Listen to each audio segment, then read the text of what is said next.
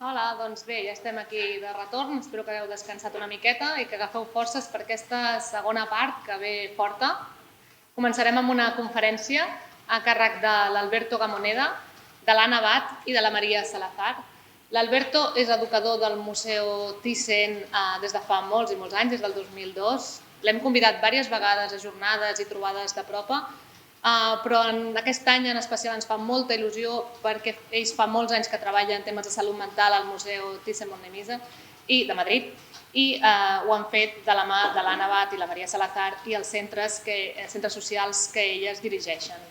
Llavors, us deixem ara mateix amb la conferència, que és un directe en diferit, és a dir, que està gravat de fa uns dies, però que us interessarà moltíssim. Després ens connectarem en directe amb tots ells per poder respondre preguntes. I us volia confessar que el vídeo està gravat perquè sobretot hi ha un moment que sentireu com una mica uns cops, uns sorolls, i és que a l'Alberto li ha passat el que ens està passant a tots durant el confinament, que ens hem adonat que a casa nostra i al voltant hi ha més obres de les que ens pensàvem i cada dia, si no estan picant aquí, estan picant allà. Per tant, sentireu en algun moment una mica de soroll d'obres, però espero que no us molesti gaire. En tot cas, us deixo amb aquesta conferència que l'hem titulat Creación de redes entre cultura, arte y comunidad. Fins ara. Buenos días, es un placer estar con todos vosotros en estas jornadas que organiza Propacultura, Libres de Estigma. Hoy estamos desde el área de educación del Museo Nacional Thyssen-Bornemisza y desde el CRPS y el Centro de Día Latina. Mi nombre es Alberto Gamoneda. Para quien no me conozcáis, soy el educador a cargo de las líneas de acción y educación social del área de educación del museo.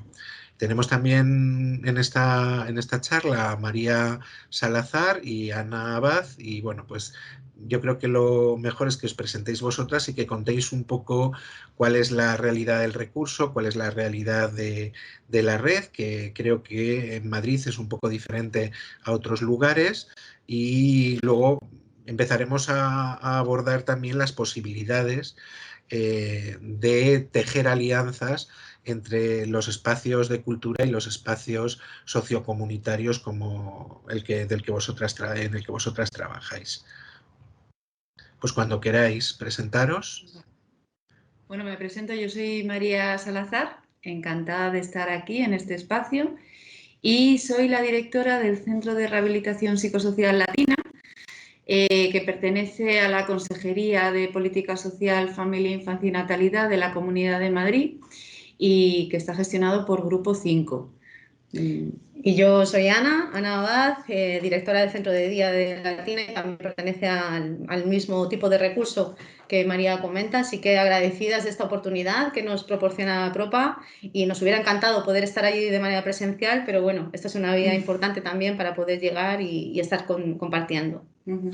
Bueno, un poquito por el encuadre que nos pides, Alberto, de dónde están situados nuestros recursos. Son recursos de atención a salud mental y estarían dentro de la red de atención a personas con enfermedad mental, perteneciente a la parte de política social, en estrecha coordinación con dispositivos sanitarios, pero pertenecientes a esta parte que tiene que ver con la integración social de las personas, en este caso personas que tienen un diagnóstico de enfermedad mental. Y además estaríamos en nuestro ámbito de actuación en la zona sur de Madrid, en el distrito de Latina, que es un distrito bastante poblado, ¿no? con un alto índice de población, y nuestro ámbito de actuación se quedaría aquí circunscrito. Es una zona, para los que no lo conozcáis, que está al otro lado del río Manzanares. Son los distritos de Carabanchel, Latina, Usera, con los que tenemos una estrecha colaboración, y vosotras, sobre todo, o vuestros recursos gestionan la zona de Latina. Bueno, buen día a todas las personas que nos están viendo. Muchas gracias a Propacultura. Un placer estar con todos vosotros. Gracias a Claudia Torner, a Sonia Gainza y a todo el equipo de Apropa por generar y tejer estos espacios entre la cultura y lo sociocomunitario y lo sanitario, que es de lo que se trata, ¿no? Imagino que hay mucha gente de museos que ya tiene, de museos, de espacios culturales, de teatros, la función que hace APROPA, que ya tiene esas redes tejidas con ámbitos o con espacios o entidades sociocomunitarias, pero un poco de lo que queríamos hablar nosotros es de cómo tejemos esas redes en pro de los derechos de participación y el derecho a la cultura, ¿no? Quizá lo que tenga más sentido es hablar de cómo comenzamos o de cómo surge todo esto. Nos remontamos a casi veintitantos años, bueno, a la objeción de conciencia que yo hago en Andes San Fernando, un centro ocupacional de discapacidad, donde Ana Abad era terapeuta ocupacional y donde yo ejercí como monitor de talleres de teatro. Fue donde nos conocimos, donde trabajamos juntos por primera vez, y tiempo después yo entré en el área de educación del museo, ella dejó el área de la discapacidad y comenzó a trabajar en espacios de salud mental en el CRPS Vázquez de Mella, que fue donde, Centro de Rehabilitación Psicosocial Vázquez de Mella, que fue donde retomamos el contacto y planteamos que en los espacios de educación del museo podíamos hacer visitas con las personas que estaban en su centro. Empezó un poco así y en ese tiempo, corrígeme, hace unos 13 años se abre el CRPS Latina bajo tu dirección. Y tenéis una idea del trabajo comunitario, ¿no? Una idea de que hay que devolver las oportunidades de inserción comunitaria a las personas. Ahí es donde empieza un poco el recorrido, ¿no? Yo creo que tenemos la suerte de que nos ha precedido a nuestra participación nuestro querido compañero Sergio Guzmán, ¿no? Donde ya nos habla de la relación entre la salud mental y la cultura, donde era posible, donde empezamos a pensar que querer era crear, y esta posibilidad de poder tejer algo en relación a las oportunidades para las personas con afectación en salud mental, ¿no?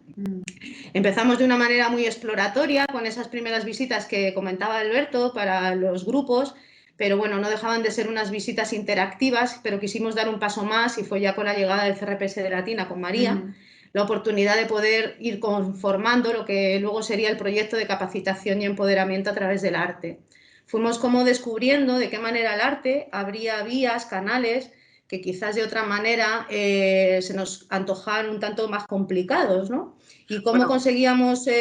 Sí. Bueno, yo creo que, o sea, que estamos ya haciendo todo un recorrido, pero para la gente que no entienda cómo funcionan estas redes o cómo hacerlo, simplemente fue tener el contacto con vosotras, que erais las profesionales de ese recurso. En vosotras había una voluntad de trabajo centrado en la persona, de que los objetivos de la persona eran lo más importante también, y ese devolverle las oportunidades de participación y ese ejercicio del derecho no solo a la cultura, sino a aportar en comunidad, a desarrollar, que eso es algo que también Sergio Guzmán pone todo su potencial, y a volver a ser una parte activa y importante del entorno comunitario, ¿no? Ahí es donde empezamos a hablar, y empezamos a hablar de las posibilidades. Bajo la dirección de María, que María enseguida ve ese potencial y apoya completamente el proyecto, y como desde terapia ocupacional y desde psicología, con Gemma Moreno, que era la psicóloga y bueno, lo sigue siendo en ese momento, empezamos a tejer esas visitas, ¿no? Pero son unas visitas un poco diferentes. Y son visitas diferentes porque no son visitas usuales al museo. Nosotros, desde el primer momento, tenemos claro que el centro no puede ser el objetivo histórico-artístico ni el consumo de ocio simplemente, sino que la actividad en el museo, si la planteamos a medio o largo plazo, puede generar una serie de oportunidades que se conviertan en herramienta también para transversalizar el trabajo dentro del recurso y dentro del espacio de museo. Sigue. No En sé si... nuestra cabeza yo creo que sí que teníamos, de una manera un poco difusa, no muy, digamos que se ha ido como aclarando con el paso del tiempo, como tres cuestiones como muy claras, ¿no? Teníamos por un lado mucho miedo a que toda la intervención se quedara de una manera muy endogámica dentro del centro, la vida está fuera de los centros de atención a la salud mental y por tanto las oportunidades las teníamos que dar fuera, teníamos que conseguir esa conquista, ¿no?, de otros espacios más allá de lo sociosanitario. Por otro lado, yo creo que intuimos y luego, bueno, pues eso se fue materializando, como el arte para nosotros era una herramienta de un nuevo descubrimiento de la persona en otro escenario, pero también el descubrimiento por nuestra parte de cosas que nos decían, de cómo el arte pues, nos servía como un vehículo de cosas que a lo mejor de palabra no eran capaces de decir, pero sí que, bueno, pues también un poco en esa idea de conocer, poder conocer mejor a la persona y que también pudiéramos pues, diseñar unas estrategias también de autoconocimiento diferentes, ¿no? Era una herramienta diferente a con lo que nos estábamos manejando en el ámbito más clínico o más sanitario. Y por otro lado, teníamos también siempre esa idea de lucha contra el estigma, es decir, de que las personas participaran en igualdad de condiciones, que pudieran materializar ese derecho a la cultura que todos tenemos y que lo hicieran en espacios normalizados. Y ahí es verdad que el museo supuso para nosotros ese escenario absolutamente privilegiado donde poder mostrar esas habilidades y darle ese conocimiento, esa oportunidad de conocimiento a otra gente, ¿no? Estas tres líneas que en un inicio fueron intuiciones, es verdad que fue un poco una apuesta así que bueno, pues que también fuimos creando, ¿no? Y asumiendo un poquito pues ciertos riesgos con esa idea de que la vida es riesgo y que tenemos que hacer cosas que vayan más allá de lo normativo, de lo establecido, pues es verdad que fueron tomando una consistencia y fueron siendo como un poco los ejes, ¿no?, que nos permitieron la creación del proyecto y ese crecimiento, ¿no? En la base, pues ese trabajo en red, ¿no? Como entre todos fuimos construyendo esa visión. Sí, yo creo que la suerte, ¿no?, que pudimos encontrar también se añadía a que en el museo encontramos siempre que la mirada era sin diagnóstico, ¿no? Centralizada en la vida y centralizada en los proyectos de vida y en las personas que acudíamos al museo, ¿no? Y entonces yo creo que desde ahí todo fue como mucho más fácil. La creación de, quizás la persona participante ya se predispone desde otro lugar, ¿no? Cuando de la misma llegada al museo encuentra que hay una validación nada más llegar, ¿no? Y me parece que eso de alguna forma fue creando un espacio, un escenario de calma que ha ido generando el que, bueno, poco a poco fuéramos puliendo estrategias tanto funcionales como emocionales para que la persona se predisponga a poder estar y dar lo mejor de sí misma y generar espacios de recuperación, ¿no? Y Claro. no solo las personas usuarias, sino también las familias, ¿no? Yo creo que empezamos un poco con esa actividad de visitas, una visita que ya era participativa, igual que todas las actividades que hace o que piensa el área de educación del museo, donde entendemos que el conocimiento no es algo patrimonial de lo histórico-artístico, sino también del aporte de la persona o del espectador o del público que va al museo y que tiene una historia, una narrativa personal que hace que también aporte un conocimiento, que vea las cosas de manera diferente. Entonces, construir esos aportes en torno a los contenidos del museo a través también del diálogo con las personas.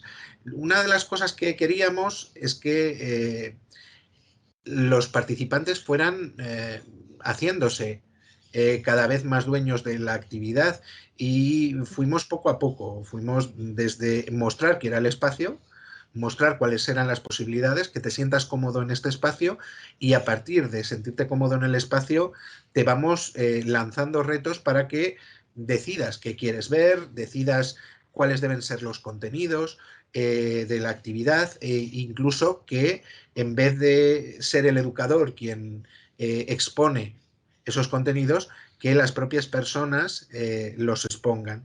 También importante el impacto que descubrimos en personas, porque hablamos del ejercicio del derecho a la cultura, pero muchas personas de las que participan en estas actividades ya tenían unos intereses culturales que a veces los mantenían o a veces se habían visto interrumpidas. Estoy pensando en personas que seguro que todos tenemos en la cabeza, como Raquel, que en su primera visita ya vimos que había sucedido algo tan importante para ella que fue un eje del que ir tirando poco a poco, ¿no?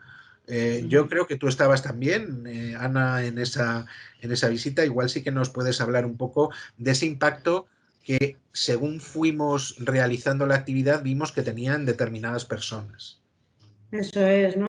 Yo creo que fuimos encontrando que quizás como todas las visitas también iban muy orientadas y ajustadas a las necesidades de las personas, ¿no? Los constructos que desde los centros intentamos trabajar, ya fuera la libertad, el prejuicio, la idea de la locura, ¿no? Quizás fuimos tocando palos que tocaban al ser de las personas. Y en ejemplos como el que comentas de Raquel, por ejemplo, fue muy manifiesto el poder recuperar en ella un aspecto volitivo que tenía orientado hacia su rol de voluntaria, ¿no? Y que ahí empezó a haber una oportunidad que desde ahí pudimos tirar del hilo y poder seguir trabajando, ¿no? Aspectos que tocaban de lleno para luego poder conformar una hoja de ruta orientada a ese llegar a ser, ¿no? De alguna forma. Claro. Y creo que como Raquel en todos, ¿no? Que quizás fuimos lo bonito de la exploración que íbamos teniendo en cada una de las visitas. Lo que estamos viendo es que simplemente ya hay un beneficio y unos objetivos cumplidos en ir a un espacio cultural de la ciudad. Cuestiones Exacto. como salir del entorno, controlar la ansiedad de coger un transporte público, cosas que parecen muy mínimas pero que son muy importantes. De repente, para venir al museo había gente que hacía años que no cogía el metro o el autobús, Claro. y eso implicaba un trabajo de semanas, de meses, desde vosotros haciendo ese apoyo, y simplemente con ver a esa persona en el espacio a determinadas horas. Por ejemplo, cuando se va la luz del sol, había elementos ansiógenos porque estaban demasiado tarde fuera de casa y fuera del barrio, y por eso era importante que el museo fuera un espacio de seguridad y acogedor para ellos, que tuvieran la tranquilidad, por ejemplo, de que el acompañamiento de vuelta a casa lo iban a tener si lo necesitaban para coger ese transporte público. Había gente que visita habitualmente los museos, o gente que lo tenía en su vida y que en determinado momento dejó de hacerlo, ¿no? Y también ese preguntar, ese ¿tú qué piensas? Ese darle valor a tu palabra, darle valor a tu opinión.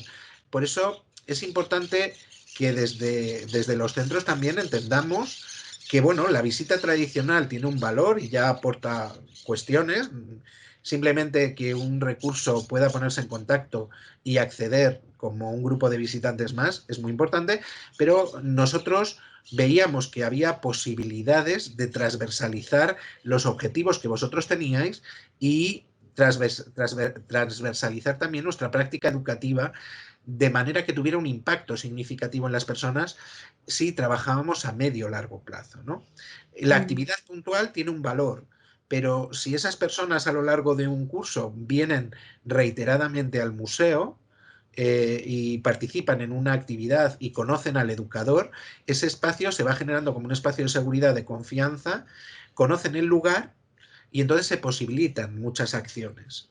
Exacto. Que es una de las cosas que pasaba con Raquel también, ¿no? Con Raquel y con otros participantes que fueron importantes. Y ahí fue cuando fuimos cediendo. Estamos hablando de un trabajo de 12 años, pero fue bastante rápido. Ya en los primeros años vimos que sucedían, y como todos los trabajos a largo plazo, ha tenido altibajos. Hay cosas, como tú hablabas, el proyecto de empoderamiento y capacitación a través del arte, que fue un nombre que decidieron ellos, y luego se creó otro espacio de trabajo con los participantes dentro de vuestro recurso, que era Turtisen, un nombre que también eligieron ellos y decidieron que querían llamarlo así. Y Turtisen fue algo muy importante, fue muy interesante, porque contarnos un poco qué pasaba con Turtisen y qué pieza es Turtisen de ese proyecto global que construimos, que era el proyecto de capacitación y empoderamiento a través del arte.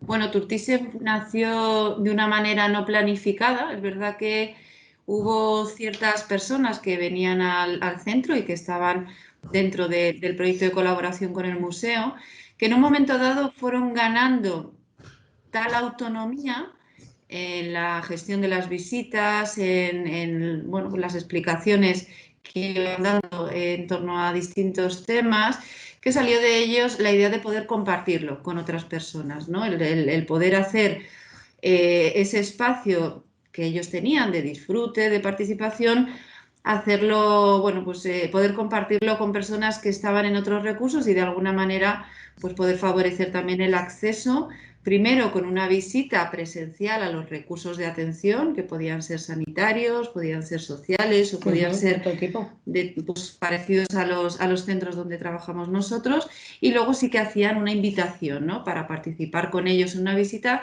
de forma que fuera como un poco esa puerta de entrada para poder participar también ellos de esta experiencia que para las personas que promovieron el Turtisen y que lo estuvieron gestionando durante un tiempo fue tan importante, porque finalmente fue el que ellos de manera autónoma pues iban gestionando, ¿no? Iban haciendo esta acción de, bueno, pues de poder implicar a otras personas y de poder facilitar también la oportunidad que ellos habían tenido.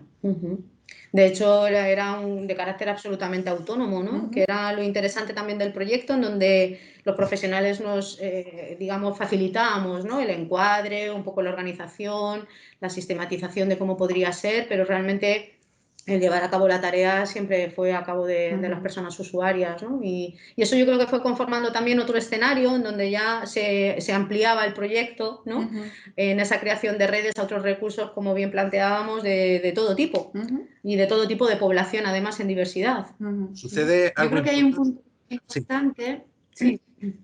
No, solamente iba a remarcar la importancia que ha tenido tanto en las personas que atendemos como en nosotros mismos como profesionales. Yo creo que para nosotros ha sido una oportunidad enorme de poder aprender que hay ciertas cosas que las tenemos muy metidas en la cabeza cuando atendemos a personas en situación de vulnerabilidad y que de alguna manera tenemos que someter a prueba. Quiero decir, en los recursos de atención a la salud mental hay cierta tendencia a tener un control, a tener, bueno, pues este tipo de experiencias, al final lo que nos devuelve como profesionales es que tenemos que ir asumiendo ciertos riesgos, ¿no? Tenemos que darle a la persona la oportunidad, porque ellos tienen derecho también bueno, pues a correr ciertos riesgos con todos los apoyos y con toda la necesidad, pero siempre respetando que si esa es su voluntad, nosotros tenemos que también hacer frente a la angustia que nos puede provocar bueno, pues el no tener todo ese control. Exacto. Y como aprendizaje también, tanto de Turtisen como del proyecto en general,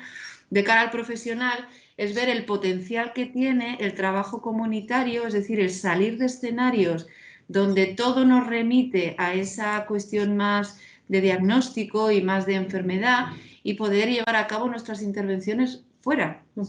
La potencia que tiene el contexto en cuanto a cómo se comporta la persona, a cómo se comporta la persona con agentes que no tienen nada que ver con este tratamiento de su enfermedad, es decir, prestarle mucha atención a esa dimensión interactiva y a esa dimensión de vida en comunidad, porque tiene muchísima potencia, ¿no? Tiene pues esta parte de que hay cierta pérdida de control, pero que también es un aprendizaje como profesionales, y yo creo que es uno de los puntos más interesantes de cara a nuestra propia revisión como profesionales, de técnicas que podemos utilizar y de miedos que nos tenemos también que Yo creo quizás que hemos ido aprendiendo, ¿no?, que los procesos se adaptan a las personas. Yo creo que eso es un doble impacto, porque también para el área de educación estaba centrada, tenía una trayectoria con determinados públicos, pero fue un descubrimiento entender que hay redes que, igual que las que se tejen con la escuela, igual que las que se tejen con el profesorado, hay todo un ámbito de profesionales y hay varios niveles de trabajo, y que si aunábamos objetivos, realmente estábamos multiplicando tanto el impacto de los recursos sociocomunitarios como el impacto de nuestras tareas en la labor de educación en los museos. Sobre todo éramos recursos públicos que estaban tejiendo redes que no tienen ningún coste y que benefician a las personas que participan. Y dentro también fue algo que impactó mucho porque es el germen de las líneas de educación y acción social tal como lo entendemos. Turtisen para nosotros tuvo un impacto curioso, y es que en lo que hoy llamamos hecho a medida, entonces lo llamábamos red de públicos, bueno, sucedió algo, y es que los recursos de la red de atención a salud mental de Madrid empezaron a solicitar venir al museo porque Turtisen había ido diseminando y sembrando el interés de la posibilidad. Frente a las visitas, simplemente la acción de visita de ir a un museo, hay un espacio donde podemos trabajar otro tipo de cosas, podemos participar, podemos estar. Y en un par de años pasamos de trabajar con vosotros a trabajar con unos 12, 15 recursos de atención a salud mental de la red, y yo creo que ha debido pasar un 60 o un 75% de la red en un momento u otro, con continuidad o no, a través de esa labor en propia voz de Turtisen. Eran las personas las que venían al museo. Y también en un momento determinado nos planteamos que si esas visitas las habían promovido ellos, con esa labor en la que iban a otros centros a explicar lo que hacíamos en el museo, ¿por qué no las iban también a hacer ellos? Había un antecedente que era el Día Internacional de los Museos, un día de apertura gratuita del museo, donde toda la gente que trabajaba en esas acciones, red de públicos y otros programas también del museo, elegían una obra para explicarla a los visitantes del museo. Pues decidimos que ese liderazgo, si a ellos les apetecía, podían preparar los contenidos, podían preparar las obras y ser ellos los que llevaran esa gestión de la actividad.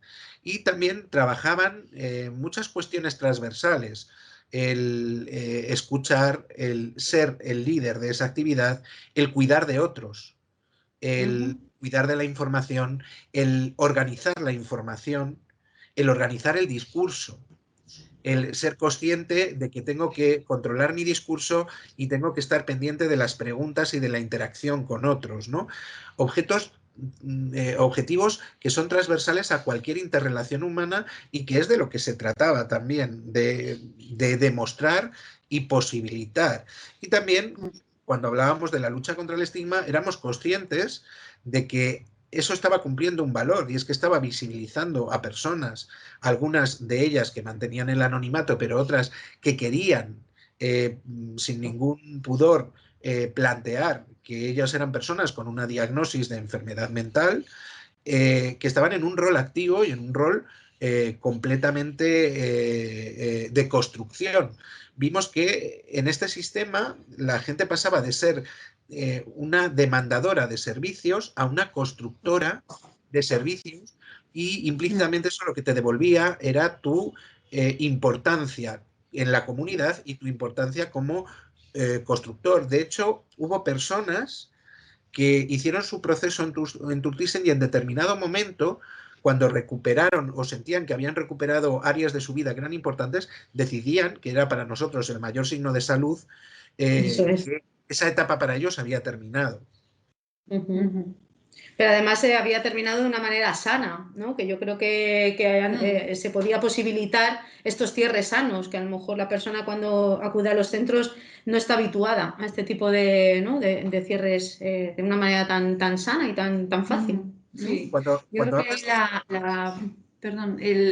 la dimensión esta que comentabas, Alberto, que yo creo que es algo en lo que tenemos que focalizar toda nuestra atención, que es la dimensión del trabajo contra el estigma, ¿no? De ese verdadero trabajo de transformación social a un nivel más global, como podían ser esas visitas del Día de los Museos, donde era una oportunidad de interacción, bueno, pues de poder trasladar todo el potencial, ¿no? Y bueno, pues sobre todo a través de una acción de valor, es decir, no es una acción donde uno pasivamente está recibiendo la ayuda del otro, sino que lo que le está devolviendo a la sociedad es una acción de valor, pero también en esas pequeñitas cosas que es el cómo se siente la persona cuando está desempeñando otro tipo de rol en relación a esta idea de estar cambiando de un rol más de enfermo a un autoconcepto mucho más, bueno, menos contaminado por este autoestigma, ¿no? El cómo hemos podido trabajar con entornos familiares donde había mucho esa idea de que la persona con diagnóstico era una persona no capaz. Bueno, pues esto fue una puesta a prueba de que la persona era capaz de llevar a cabo la visita, donde el que recibía la visita era el familiar o lo hacían de manera conjunta, es decir, el poder devolver esta idea de posibilidad y de, bueno, pues de reducir esos prejuicios que podían estar ahí. Hemos trabajado también con los centros de salud mental, con equipos de psiquiatras, de trabajador social, de enfermería, que han podido ver cómo una persona que tal vez en un entorno de despacho no presentaba una competencia o ellos no podían ver esa competencia porque no era el contexto adecuado, le veían competente en esas visitas que organizaban ellos y que las llevaban ellos, ¿no? Donde el equipo de salud mental eran los visitantes. Hemos trabajado a nivel de barrio con asociaciones de vecinos, con Centro Cultural de la Mujer, para precisamente hacer esta parte de estamos aportando valor con nuestras acciones, ¿no? Que creemos que es un punto muy importante para lograr esa transformación social, es decir, ese cambio de mirada de no somos personas que estemos aquí solo para recibir, sino que somos personas que podemos cuidar la dinámica de barrio y de vida y le podemos dar valor a todo esto, ¿no? Agentes de salud, ¿no? Agentes de vida. Apostamos sobre el ser ocupacional, ¿no? Y el ser funcional de las personas. Y desde ahí, bueno, pues la mayor de la potencia, ¿no? Que tiene cada uno de los participantes. ¿Cuál? En realidad, de lo que estamos hablando y de lo que de lo que nos fuimos dando cuenta desde el primer momento es que abordado así, tú hablabas de una manera intuitiva, pero sí que quiero hacer énfasis en que esa manera intuitiva no fue una improvisación, sino que detrás de cada acción había siempre una reflexión y en ese sentido, aunque nacimos un poco de manera orgánica, hemos ido funcionando como casi una IAP, como una investigación, acción, participación. En realidad ha sido un laboratorio de participación cultural, un laboratorio de crear una red donde hemos ido reflexionando detrás de cada acción, viendo las posibilidades, siendo conscientes de la multidimensionalidad que adquiría, de cómo podíamos impactar en lo personal, en lo grupal, en lo familiar, en lo social y casi en toda una sistémica social y siendo conscientes del valor del trabajo, que eso fue un diálogo muy, muy importante que tuvimos con los participantes, con los profesionales y con el museo, sobre qué enfoque queríamos dar y cómo lo que no queríamos caer era en un enfoque clínico que era el que ya tenían las actividades, que esto era un espacio de salud y que precisamente lo que trabajamos es con la parte sana de las personas, trabajamos en salutogénesis y lo que buscamos es que ese espacio sea un potenciador de todos los objetivos de trabajo que hay. La experiencia en sí, yo creo que funciona para cualquiera y el espacio de comunidad es saludable para cualquiera, tenga lo que tenga y tenga la etiqueta o le hayan puesto o se haya puesto la etiqueta que sea. O sea, salir a ver una exposición, tomarte unas cañas con los amigos o irte luego a cenar o quedar antes para comer, que era lo que hacía muchas veces el grupo. Quedaban en el centro de Madrid y a veces era divertido porque se les olvidaba avisar al educador o al terapeuta que iba a hacer el apoyo y llegaban al museo y decían, nos hemos ido a comer y no le hemos avisado. Y lo grande es que eso era un signo de, vale. Igual que hemos sido muy conscientes de que esa actividad, y esas son las líneas de futuro, no podía quedarse en un espacio segregado de acceso. Vale, las personas con una diagnosis ya vienen con sus centros, ya son una realidad en el museo. Al museo le ha ampliado el potencial y la función que tiene. Hemos impactado en un montón de gente. O sea, ya es una realidad para muchos museos, y en el Thyssen lo es hace años, que los recursos de personas con diagnosis de enfermedad mental vienen. Hay mucha gente con diagnosis que viene por su cuenta. Claro. Hay mucha gente que viene por su cuenta y que no está. Y bueno, para mí eso es lo saludable. Pero también hay que crear espacios que sean inclusivos, ¿no? Espacios donde la gente, independientemente de el recurso en el que participe o al colectivo al que pertenezca, esté en la comunidad. Y ese es el reto en el que estamos también, ¿no? Y que para muchas personas que han participado en todo este proceso, el largo proceso de 13 años, ha significado. También hemos sido conscientes de los límites que tenía el sistema. Hemos trabajado entre lo dado y lo posible. Hemos apoyado y potenciado a personas que han hecho todo lo que tenían que hacer, han hecho su proceso, y el sistema no ha sido capaz de darles una respuesta cuando ya habían hecho todo su proceso de recuperación, ¿no? Habían recuperado estudios, habían recuperado... Y además, un signo de salud es que las propias personas te dicen que son conscientes de lo difícil de la situación, ¿no? No vamos a engañarnos sobre la realidad, que alguien que tiene discapacidad, con las rentas mínimas, con las pensiones que tienen, y muchas veces con un sistema social que incapacita también a esa persona y que crea discapacidad cuando la persona no la tiene.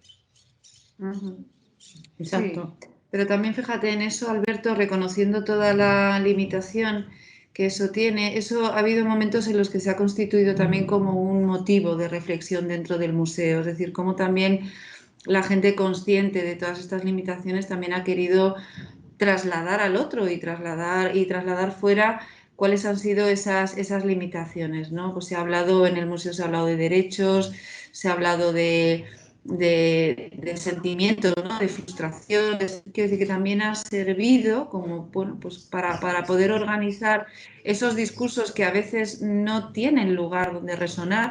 Bueno, pues el museo también ha servido para poder hablar de eso, para poder compartirlo con otros, ¿no? No se han encontrado soluciones todavía, pero se ha puesto a circular la palabra, ¿no? Que eso también nos parecía interesante. Y sigue sirviendo, ¿no? De hecho, a raíz del COVID también nos hemos visto en otro reto, ¿no? Que era la adaptación de todo este proyecto, de qué forma poder darle sentido con las limitaciones que teníamos a nivel tecnológico y demás. Y bueno, los retos que hemos podido ir consiguiendo, ¿no, Alberto? A la forma de poder llegar a las diferentes personas, usuarios. Una de las cosas que hemos visto en esta situación es que la red funciona, porque claro, fuera del desconcierto inicial, desde los profesionales y desde los participantes hubo una demanda de seguir, y vimos cómo podíamos seguir, y hubo la creación de grupos de WhatsApp y la creación de podcast y espacios de debate a través de los grupos de WhatsApp. Lo interesante fue que a través de eso pudimos llegar a gente que habitualmente no podía o veía impedida su participación en el museo por miedo a salir, por una serie de condiciones, porque no participaba activamente, pero que han descubierto ese interés, incluso a veces han verbalizado su interés de que cuando toda esta situación pase quieren ir físicamente al museo, y hemos descubierto que de repente nace ese interés por volver a formar parte activa, ¿no? Creo que es interesante también que este proceso de evaluación constante que hemos ido haciendo tiene que ver con la escucha, con estar muy atentos a qué te dice la persona, qué quiere hacer y cuáles son sus intereses. El museo no es para todas las personas, hay gente que no le gusta. bueno, pruébalo y luego decide si quieres estar o no estar.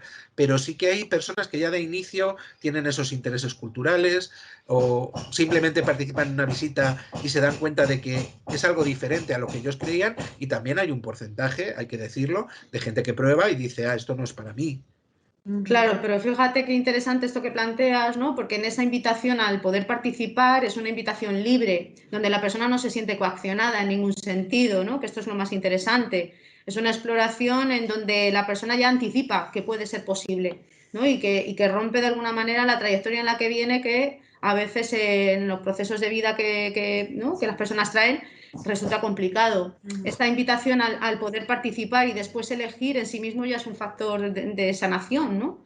Y de poder elegir finalmente, efectivamente, pues mira, no me apetece participar y ya está. Y además, saber soltar los profesionales, ¿no? Algo que nos cuesta tanto, ¿verdad? Y el dejar ir. Dejar ir vosotros y dejar ir nosotros a... Exacto. Lo importante es el contenido histórico-artístico. Bueno, igual tenemos que plantear que lo importante es la participación, el diálogo y lo que las personas tienen que decir, y que igual los contenidos del museo, si funcionan de manera especular con la persona, si son un reflejo de la identidad del visitante, pueden hablar de su vida personal también, y eso es lo que tiene de universal también el arte a través del diálogo.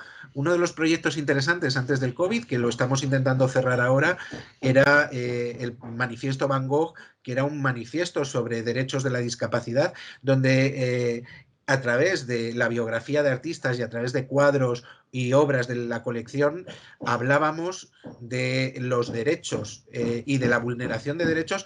Lo más interesante de esas jornadas que hacíamos era como de repente ellos hablaban de cuestiones como la medicación, de cuestiones como la consulta con el psiquiatra, sobre si se sentían escuchados o no se sentían escuchados, sobre cuáles eran sus expectativas de vida, y teníamos la sensación de que de repente nos estaban hablando de sus vidas y también podíamos ver ese reflejo en las obras del museo, ¿no? Yo creo que es un gran potencial. Perdón, Alberto, que te interrumpo.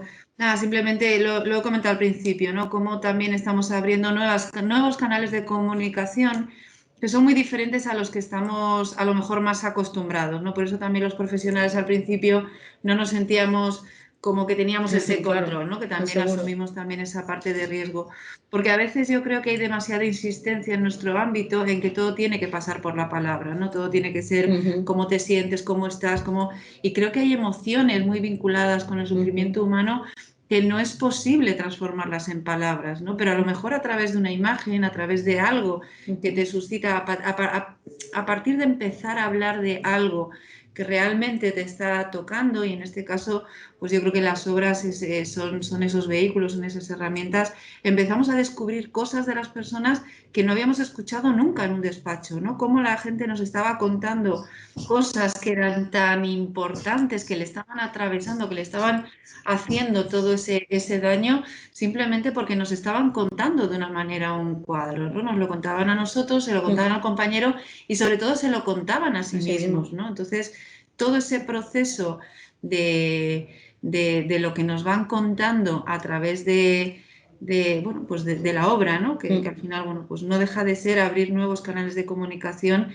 que creo que en nuestro ámbito pues estamos muy necesitados, Claro. ¿no? De nuevos... Y cómo de repente las familias encontrar a través de las obras del museo la explicación a su momento de vida, ¿no? Y al proceso que vitalmente estaban teniendo con cada uno de sus familiares, ¿verdad? Y de repente darle el sentido y poder contárselo de esta Creo manera. que hay algo importante cuando hablamos de personas, independientemente de la etiqueta, de lo que estamos hablando, sobre todo en salud mental, es de mucho sufrimiento. Sufrimiento en las personas, sufrimiento en las familias, sufrimiento en el contexto, a veces un dolor no entendido, un dolor silenciado, un dolor que se intenta invisibilizar o normalizar por a veces vergüenza social, por no entender que la normalidad debe ser la diversidad.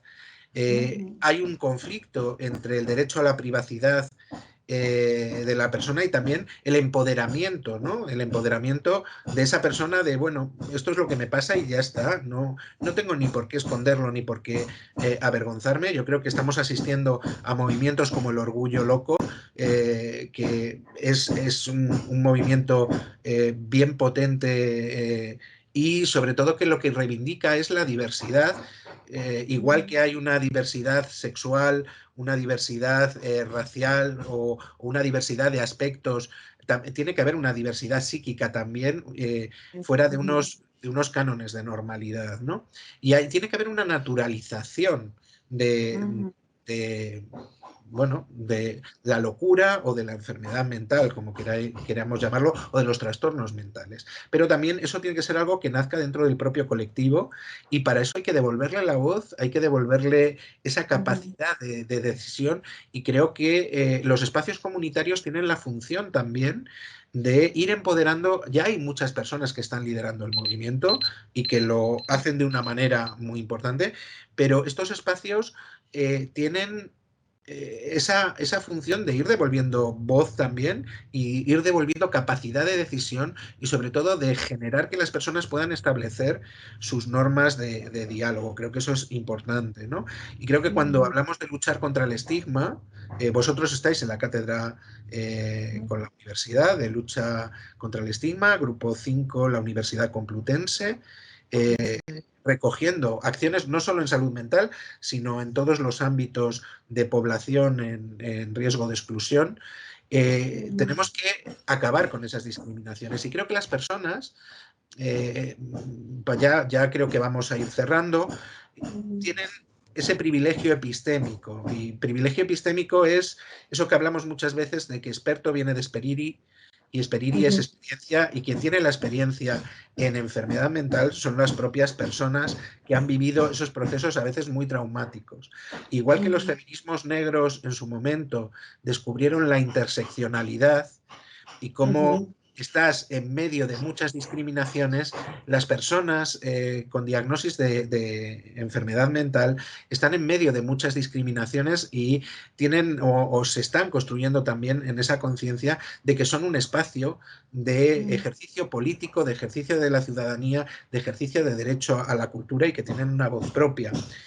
Una voz que en las jornadas estamos oyendo y con profesionales también como vosotros y otros profesionales como Mariano Hernández, como otros que nos acompañan, que también son conscientes de la importancia de generar estos espacios de diálogo y de generar la escucha que muchas veces no se ha tenido con las personas. Yo creo que eso, Alberto, solamente por ponerle al hilo, ¿no?, de esta argumentación que estás dando, nos coloca a nosotros en esa posición de también tenemos que cambiar nosotros. Quiero decir, es una cuestión de dar voz y es una cuestión por parte de toda la sociedad de poner oreja y poder decir qué hay en mí que me está impidiendo ver toda la complejidad de un ser humano, porque todo queda metido dentro de una etiqueta. Es por eso por lo que efectivamente sacamos adelante la Cátedra contra el Estigma con esa idea de poder poner el foco en qué es lo que nos pasa con la diversidad, por qué no somos capaces de cambiar la mirada de personas que viven con una etiqueta, ¿no?, que ya pueden ser personas con enfermedad mental, personas en situación de sin hogar. Cualquier persona que esté atrapada en una etiqueta tiene el derecho a ser visto por el resto de los demás con toda su complejidad y con toda su riqueza como un ser humano completo que es. Entonces, eso fue un poco lo que nos impulsó a hacer esta cátedra, que tiene su página web y tiene sus acciones y también con esa idea de poder aunar la parte de cosas que se hacen en el ámbito aplicado junto con toda la necesaria sistematización de estudio, de evaluación, de ver si las cosas funcionan o no a través de todo el aporte que nos da la universidad, ¿no? Pero creo que sí que es una oportunidad de transformación de uno que habla y otro que escucha. Y tenemos que cambiarnos de manera simultánea, los unos a los otros, en esta sinergia, ¿no? Exacto. Que Y vamos además, construyendo. ¿no?, la creencia en que los procesos se pueden adaptar a las personas, ¿no?, y no en sentido inverso. Y creo que el museo, el trabajo que hemos ido elaborando con el museo, da fe de ello, ¿no? Cómo se ha ido adaptando a cualquier tipo de necesidad, circunstancia, especificidad que presentaba la persona en relación a su momento, ¿no?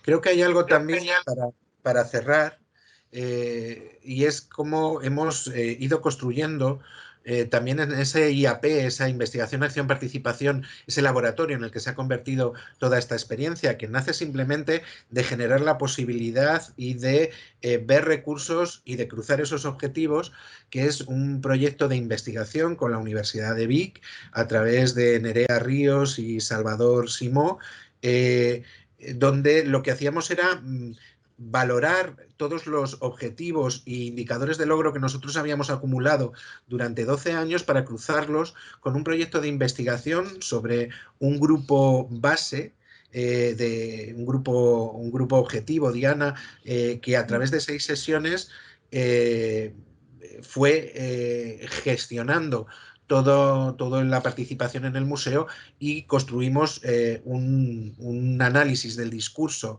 de sus propias narrativas, y cruzamos esos indicadores de logro que nosotros habíamos construido en esa especie de IAP orgánica un poco sui generis, con esta investigación más formalizada de la Universidad de Vic. No sé, Ana, si nos quieres contar algo de esto para cerrar. Bueno, que hemos podido hacer o que seguimos, ¿no? Casi rematando la faena en este proyecto de investigación, como bien decías, y que al final, bueno, lo que viene a demostrar es la creencia de una manera evidenciada, ¿no? La creencia que durante tantos años hemos ido germinando. Así que quizás es lo más maravilloso el poder demostrar que no solamente en nuestro discurso, ¿no?, en nuestra creencia como profesionales, como personas, participantes, tenemos frente al proyecto en colaboración con el museo, sino que de una manera evidenciada nos traslada que sí, que es posible, que hay una transformación interna en los procesos de recuperación de las personas y también en esa transformación social de la que hablábamos, ¿no? Bueno, yo no sé si un impacto, pero evidentemente toda esa actividad y todo ese trabajo colectivo ha tenido o ha sido uno de los apoyos en los procesos personales de muchas personas que han reconstruido facetas de su vida, o que han retomado aspectos de su vida que estaban perdidos o que estaban un tanto olvidados, ¿no? Entonces, el museo es un espacio que no solo cumple una función, sino que puede proyectar muchas más funciones. Igual que hablamos del museo, no hemos hablado de los talleres de arte, se nos quedan muchos aspectos por tocar. Imagino que los conciertos, el teatro y las redes a través de la cultura y de otras entidades que se crean a través del museo. El museo ha sido como un epicentro para Latina, donde han surgido acciones con grupos de danza, acciones de cine, acciones de teatro, talleres literarios. Ha surgido en el museo toda una concepción de las líneas de educación y acción social hacia la inclusión real, y en vosotros ha surgido todo un giro hacia la cultura en general como recurso. Absolutamente. Para nosotros sí que ha sido la constatación de que el arte es una herramienta de transformación social muy potente.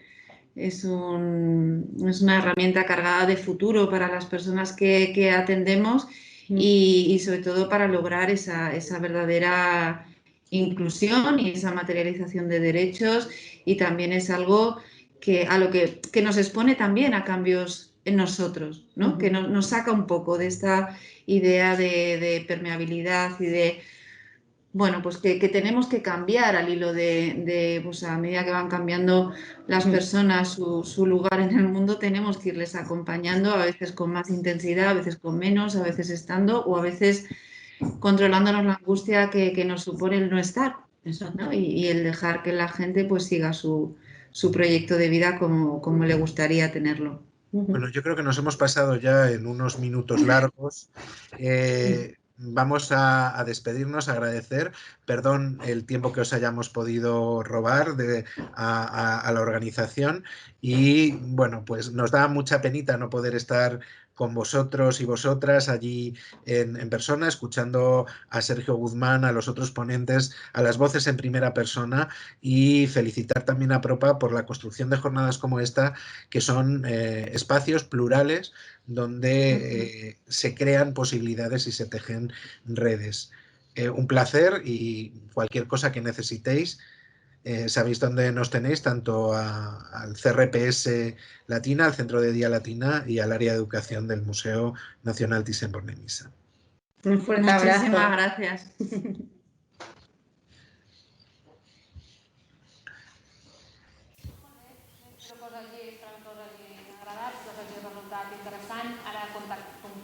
Connectarem de fet en directe amb l'Alberto, amb la Maria i l'Anna, que no sé si ja ens escolten o no. En tot cas, també comentar-vos que, ja que tenim aquí en Sergio Guzmán, doncs he aprofitat una mica més d'ell. Li he demanat que es connecti i així les preguntes que ell tenia li pugui fer directament a l'Alberto. Hola, Alberto, no sé si nos oyes.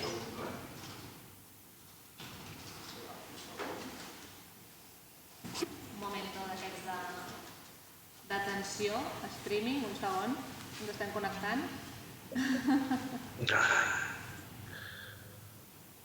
¿Sí? ¿Funciona? Hola, buen día. Hola, Alberto, ¿me oyes? ¿Te oímos? Ah, ¿me oye Ana o María? Sí, yo soy Ana, es que te oímos. Ana, qué bien. Hola. Buen día, buen día. ¿Qué tal? Y Alberto, no sé si le escuchamos. Estamos al final los tres. Estamos María, Ana y yo. Buen día. Ah, bien. Ahora sí, Alberto, buen día. Buen día a todos. Bien. Buenos días. Buen día. No sé si estáis viendo que estamos aquí yo misma y Sergio. ¿Le veis? ¿Sí? Yo no puedo ver la imagen. Yo sí os veo. Un saludo, un abrazo, Sergio. ¿Qué tal, Alberto? Desde aquí, con muchas ganas de veros. Igualmente. Bueno, queríamos haceros alguna pregunta. Como sé que Sergio estás apuntando un par de preguntas, no sé si podéis lanzar ya... Bueno, Alberto, Ana y María, o sea, porque yo creo que todos estamos alineados en impulsar proyectos así, creemos en ello, pero yo os quería preguntar cuáles han sido las mayores barreras que encontráis todavía para poder impulsar proyectos así, y después, ¿cuál es el elemento interno vuestro que os empuja a seguir luchando y desarrollando este tipo de acciones, ¿no? Yo creo que la vocación está, creo que el beneficio también, pero creo que es importante hablar también de las cosas que tenemos que seguir trabajando para limitarlas. Y después conocer, cuando hablan de la motivación en los profesionales, qué es lo que os empuja, ¿no?, a vosotras y Alberto a seguir realizando este tipo de acciones, ¿no? Que creo que también hay que darle un valor, porque esto no viene de la formación profesional, sino esto viene del interior de cada uno.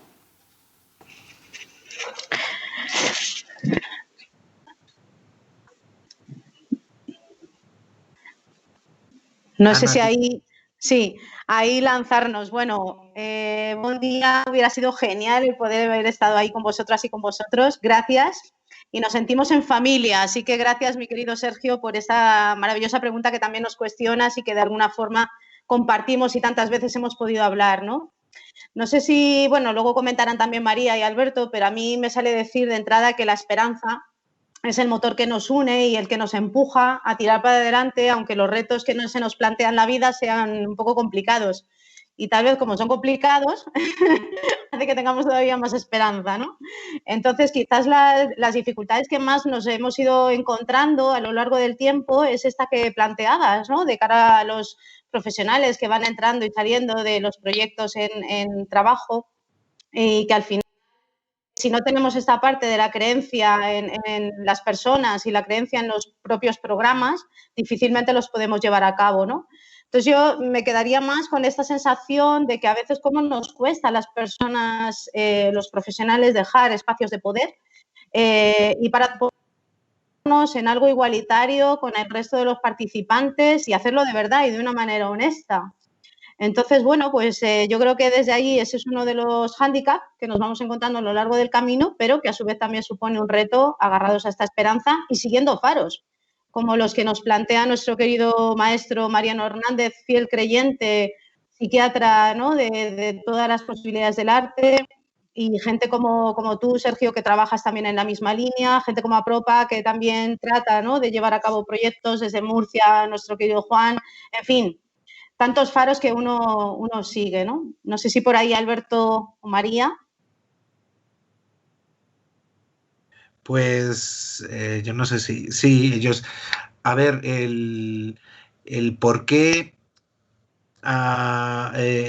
pues creo que por nada que tenga que ver con la generosidad, sino por algo que tiene que ver con que tu trabajo sea significativo, ¿no? Por lo mismo que estamos hablando en dirección contraria, a uno como profesional le hace falta entender que el trabajo sirve para algo, sirve para alguien y que en alguien produce un impacto. Para mí el arte ha sido un elemento personal y un elemento personal importante y una tabla de salvación en muchos momentos. El arte, tanto en su contemplación como en su disfrute, ha sido un espacio de reflexión y de toma de conciencia y hay algo egoísta en querer que otros lo entiendan de la misma manera para poder dialogar sobre ello también, ¿no? Entonces, que las personas tengan diagnosis o no, que vienen en los grupos al museo, puedan establecer un espacio de reflexión contigo y un espacio de toma de conciencia y además que haya un momento en el que nos planteemos que haya una cesión de rol, que lo importante no seas tú, sino que ellos lideren, es parte de que el trabajo tenga sentido, ¿no? Que alguien no te escuche en silencio, sino que alguien te cuestione, es algo interesante. Lo terrible en la vida es cuando no hay tensión. La tensión, la falta de tensión es la muerte. Y para que una obra de arte tenga interés, tiene que tener una tensión. Para que algo en la vida tenga interés, tiene que tener ese conflicto.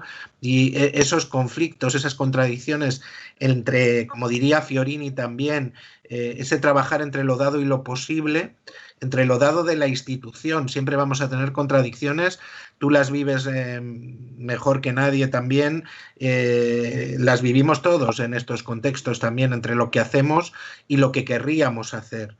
Cuánto podemos construir y cuánto es real. Cuando tú hablabas de los problemas que encontramos, pues muchas veces hay que estar entre las tensiones de la institución, dentro del museo también, de lo que querrías hacer, de lo posible, de lo económico, de las barreras que te encuentras y también del respeto al proceso de las personas y muy atento a tu sombra, porque cuando avanzas en una dirección dejas un vacío, ¿no? Esto es como lo de los líquidos.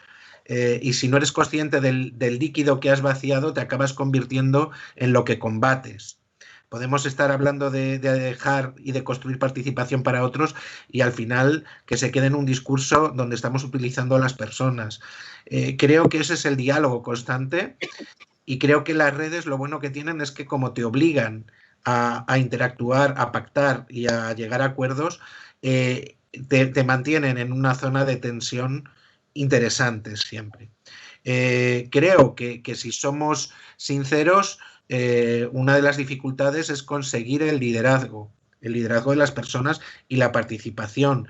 Y no sé si lo conseguimos en la medida que nos gustaría, ¿no? Hacemos todo lo posible por ello y seguramente también hay que revisar muchas cuestiones todavía. No sé, María, ¿tú qué opinas de esto? Hola, buen día. Bueno, yo pues un poco en la misma línea de lo que estaban comentando Ana y Alberto. Sergio, mi mayor reto y mi mayor preocupación es seguir indagando en todas las posibilidades de lo que nos da lo comunitario. Creo que a veces no somos permeables a poder hacer estos procesos de transformación y si ni siquiera los profesionales lo hacemos, ¿no? Pues por nuestras cuestiones de ego, de reconocimiento y a veces también de procesos de aprendizaje que no llevan incluido toda esta dimensión de dónde tengo que estar, dónde me tengo que retirar, dónde tengo que decir la palabra, ¿no? Como que nos hacen demasiado importantes. Mi mayor preocupación, y yo creo que la línea que tenemos que seguir, es que la transformación no solamente es a las personas que tienen la etiqueta, nos tiene que llegar a todos, nos tiene que tocar a todos y tenemos que estar dispuestos a hacerla. y creo que no siempre son procesos fáciles. Creo que las personas nos lo ponen muy fácil. Ellas mismas siempre vienen con esa idea de qué tengo que hacer y nosotros mismos no nos cuestionamos eso. Y creo que nos lo tenemos que cuestionar a todos los niveles, a nivel profesional, a nivel familiar, a nivel social, a nivel de todo. ¿Qué tenemos que cambiar en nosotros mismos para hacer sociedades verdaderamente inclusivas?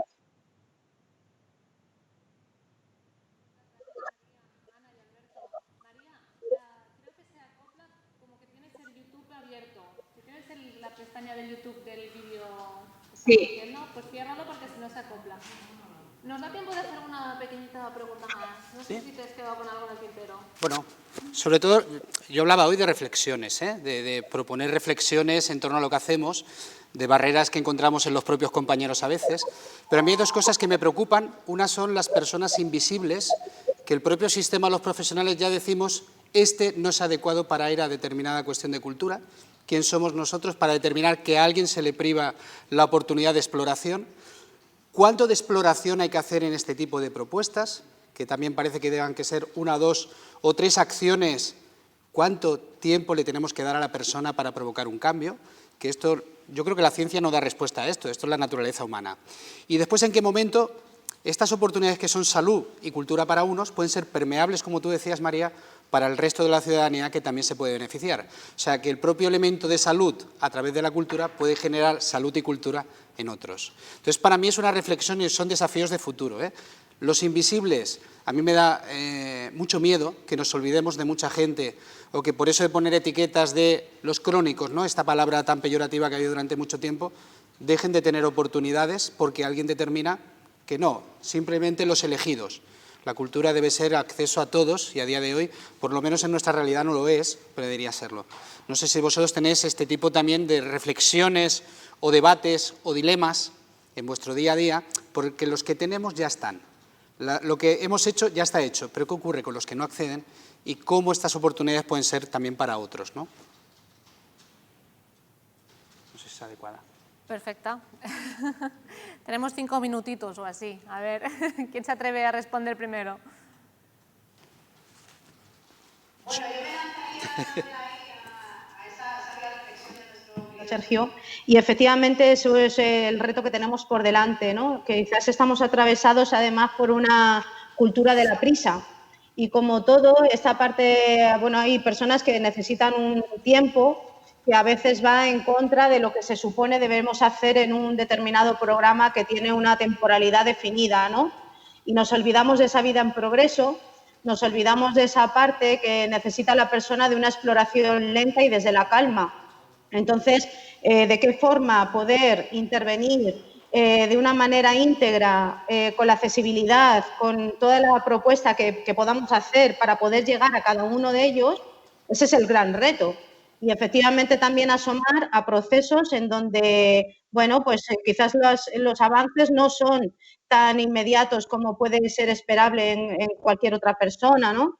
Y yo creo que desde ahí el museo, en colaboración con los procesos de recuperación, tenemos una gran ventaja, que es la alianza, que es la comunicación fluida, para poder llegar a lo más micro que podamos observar y que podamos dar a las personas participantes, ¿no? ¿Con qué nos quedamos? Pues claro, a ojos del sistema pareciera que un simple, como decíamos en el vídeo, ¿no?, la posibilidad de que la persona acuda en transporte público hasta el museo puede no suponer un gran avance y, sin embargo, para la persona el significado y el impacto que ha tenido lo es, ¿no?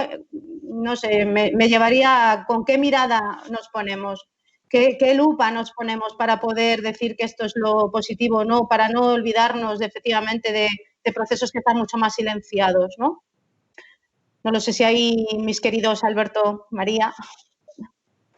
Yo sigo ahí reivindicando la necesidad de revisión del profesional, en el sentido de que hasta qué punto estamos respondiendo a una necesidad de la persona o estamos respondiendo a una necesidad propia de cómo a través de esa intervención también logramos una serie de reconocimientos. Y luego lo llevaría mucho, Sergio, al punto del derecho, del derecho a la participación también en el ambiente, pero no solamente al consumo del arte, no solamente a que pueda ver, sino también a que pueda participar, porque al final el resultado, el que se materialice ese derecho, nos va a hacer a todos mucho conflicto, ¿no? Y ahí tienen que entrar todos. No podemos decir unas personas que pueden tener un mejor desempeño, lo van a hacer mejor, y unas personas que a lo mejor su aportación va a ser de otra manera, ahí no podemos hacer esas distinciones. Entonces yo me lo llevaría mucho a esa parte de revisarnos nosotros como profesionales y me lo llevaría a la parte de hasta qué punto se está materializando ese derecho a la participación en general y a la participación en la creación de cultura, ¿no? Bueno, yo desde ahí creo que hay que replantear muchas cosas de muchos paradigmas y que estamos en un momento en que hay que hacerlo. Creo que hay que replantear lo que es una visita, lo que es el público, lo que es el museo. Hay que entender que cultura también es el cuidado y los cuidados. Como dice Joana Palmeiro, el museo es de todos, pero solo una élite lo sabe y hay que hacer que ese conocimiento descienda desde lo verbal a lo no verbal, a lo emocional, a lo sensorial. Y creo que en ese sentido nuestro trabajo como educadores y como profesionales de museo y como profesionales de la sanidad es investigar también otros lenguajes que no pasan por lo cognitivo verbal, sino que pasan por gente que tiene unas anhedonias o que tiene un anulado toda intención de lo verbal y encontrar maneras de llegar a ellos también, ¿no? Y sobre todo de saber si la experiencia da placer o no da placer. Al final es tan fácil como que la verdad es lo que te expande y lo que no te gusta es lo que te contrae, ¿no? Lo que te cierra. Y lo que tenemos que generar son procesos de comunicación y de apertura. Y nosotros también tenemos bueno, nosotros tenemos mucho rollo con la palabra, ya lo hemos demostrado, pero tenemos que encontrar otros caminos que no sean la palabra, y veo que en el chat hay gente que lo hace a través del teatro, a través de la música. Tenemos todos experiencias de cómo funciona la música en la realidad y la cultura, pero a veces el afecto también es cultura, y creo que una de nuestras obligaciones, tanto desde lo sanitario como desde lo cultural, es que nuestros espacios sean realmente acogedores, realmente afectivos, realmente seguros, y que permitan que la persona abra todo lo que ha cerrado en un momento y desde la seguridad y la confianza despliegue todo su potencial. Porque en realidad lo que estamos hablando es de que hemos creado una sociedad que nos hace perder a todos cuando determinadas personas no nos pueden mostrar su visión, no nos pueden mostrar toda la belleza que atesoran. Y bueno, pues creo que estoy de acuerdo contigo en que hay que abrir todas esas posibilidades, y el arte lo hace, y las alianzas entre arte y cultura también, entre sanidad y espacios comunitarios y cultura. Que nos podríamos quedar todo el día, ¿verdad? Escuchándonos, teniendo una conversación, pero el tiempo es el que tenemos. De verdad, muchas gracias. La conferencia me parece que es para escucharla 1 y 2 veces, anotar aquello que tenéis en común también con Sergio. Ahora entiendo realmente la relación, que hace tiempo que os conocéis. Y espero que en breve nos podamos ver en persona, que podamos encontrar otra vez un momento de encuentro que no sea a través de la pantalla. Tendrías que verte aquí desde nosotros. Eres como, no sé, como un plasma con ruedas ahora mismo. Muchas ganas de verte en directo, de veros en directo. Y muchas gracias, Ana, María. Gracias por ayudarme con las preguntas. Y continuarem. Gràcies. Hasta la próxima. Muchas felicidades por las Muchas jornadas. gracias. Hasta luego. Gracias. Chao. Caldrà un minut a nosaltres per situar la propera ponència. Si ens deixeu un segon.